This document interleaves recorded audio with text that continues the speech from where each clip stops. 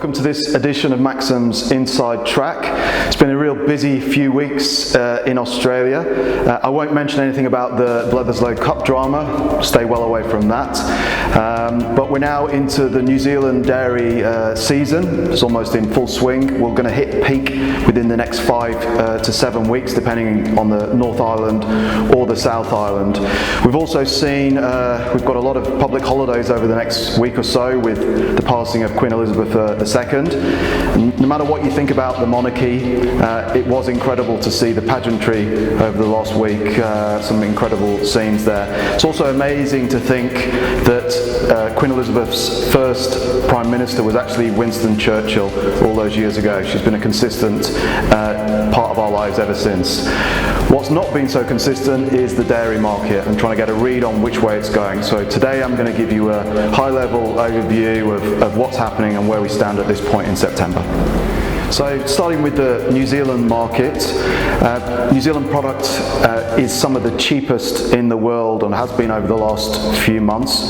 But over the last couple of GDTs, we've seen two separate rises across most of the commodities. Have we seen us pass the bottom of the market? It feels like it, but questions remain. In terms of demand, we are seeing China back in the market, and they have been back in the market in the last couple of GDTs. Strong demand in Southeast Asia as well, and also across other regions in the world. So demand is firming. I wouldn't say it's strong yet, but it's definitely starting to firm. Are we at the levels of previous years? No, China is definitely still below those levels, and we probably expect that to continue given that China remains in lockdown and probably will do for the foreseeable future. Offsetting this is production. As I said before, New Zealand is coming into its peak time of production.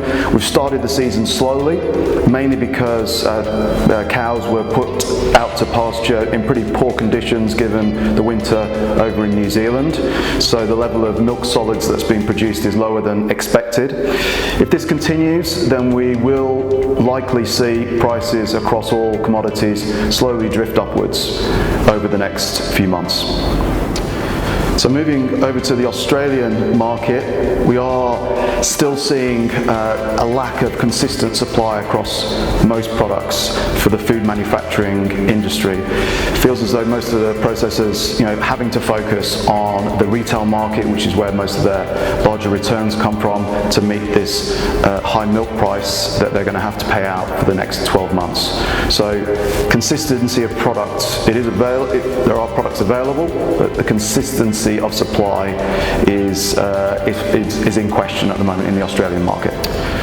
Looking at the EU, the energy prices over there remain the big question mark as we go into the European winter.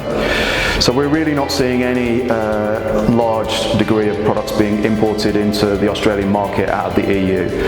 No butter, no skim milk powder. In fact, they are actually buying products out of Oceania and specifically New Zealand. So we don't expect that to change at all in the next 6 months. The US market is a little more balanced in terms of availability of products. We've seen a softening of cheese and whey products, and given that the US has large stocks of those items at the moment coming off their summer. The problem remains though with logistics, getting the products back over to Australia. That will increase leading into the busiest time of the shipping year, which comes into Christmas. In addition to this, the US dollar has strengthened almost 7% against the Australian dollar, which means prices are much higher to be imported.